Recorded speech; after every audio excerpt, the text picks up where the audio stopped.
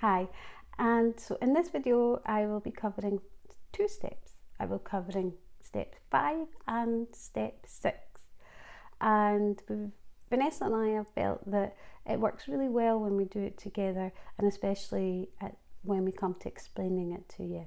So what are the steps? So step 5 is goal setting, daily goal setting, and step 6 is visualization. So I will explain to you what goals are and why we've incorporated them and why we put them into the 7-step process, and I'll do exactly the same for visualization as well. So what are goals? So goals are things that we want to achieve, and that could be in school, it could be towards if we do sports. It's something that we are aiming to do in the future, and we normally have a process of breaking it down on how we want to achieve it. And the reason that we do it is because it helps us to feel better and help us to focus better.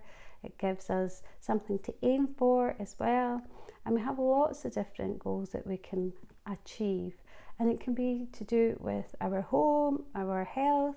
Do we want to eat better? Do we want to be able to tidy our room?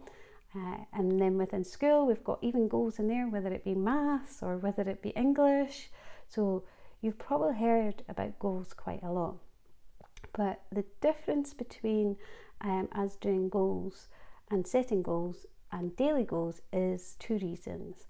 So the reason that we do the daily goals is that it helps the brain to get used to doing goals, because sometimes we can have goals and they are set in the huge future, and our brain can sometimes think, whoa, that's too big, and it can sometimes be a bit scary when we think about big goals. So when we do goals on a daily basis, it means that the brain starts to get used to doing this and starts to think, it becomes a habit, so it's not as frightening. And the second part is that the goals that we want you to set is something that you want to achieve, something that's important to you. And that can be anything. It doesn't have to be to do with school, it doesn't have to be to do with sports, it can be to do with anything. Now, if it is sports and you want to do that, then that's great, but it could be as simple as you want to finish your puzzle, you want to finish a game, a drawing, or it could be to do with school. It could be that you want to finish a piece of work, it could be that you want to take your dog out for a walk, or it could be to do with fitness and health, that you want to be able to do 15 steps running up and down stairs, or run, or go and cycle that little bit further if you've got that. But the most important thing is that it's something that you want to be able to do, and that you can do it today, that you know that you're going to be able to achieve it. It's nothing too complicated, it's not hard, but when you feel it, you're going to feel that sense of happiness and achievement. And when we do that, we feel good, don't we? And yep, you guessed it. So when we feel good, we get more positive emotions, and so that makes us happier as well. So we're kind of tricking the brain into thinking that goals are okay, because as I said earlier, sometimes big goals can really put us into feeling very anxious sometimes and put us into fear. So if we start to let the brain and become a habit of doing it in a daily way, then it doesn't have that the same effect on us of being all scary, and we get to achieve things and feel good as well. So what has visualization got to do with goal setting? Well, visualization is when we close our eyes and we use our senses to imagine something's going to happen. And believe it or not, we've been using it throughout all these steps, even from the very first one. When we do the step and we say, okay, I want you to set your intention and imagine how your day is going to be and set out. And even from gratitude, I want you to kind of remember what you're grateful for, how does it feel. That's all visualization is, and it's just imagination.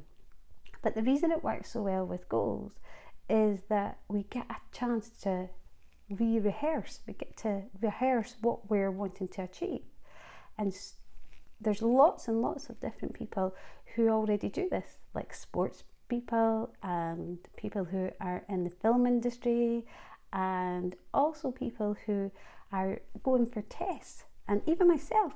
Before I'm going to do a test, or if there's something that I feel nervous about, I'll use visualization just beforehand to visualize as if it's going to be the best thing that's ever going to happen to me. So I even do it as well on a daily basis.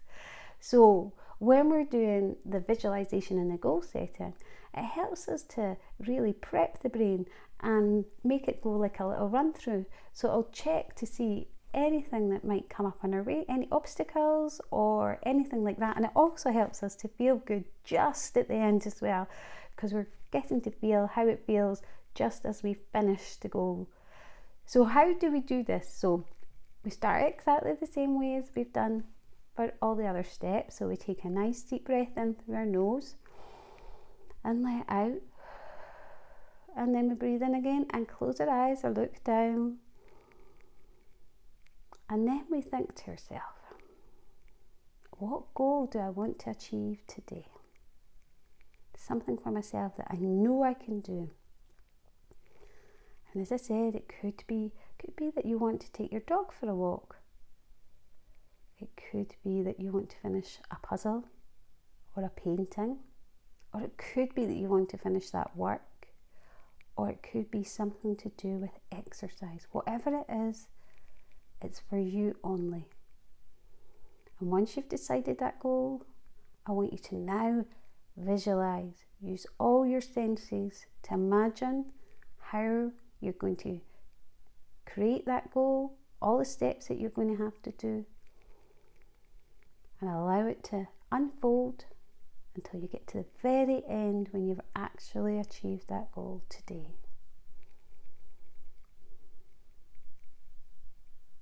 And really feel it and sense it.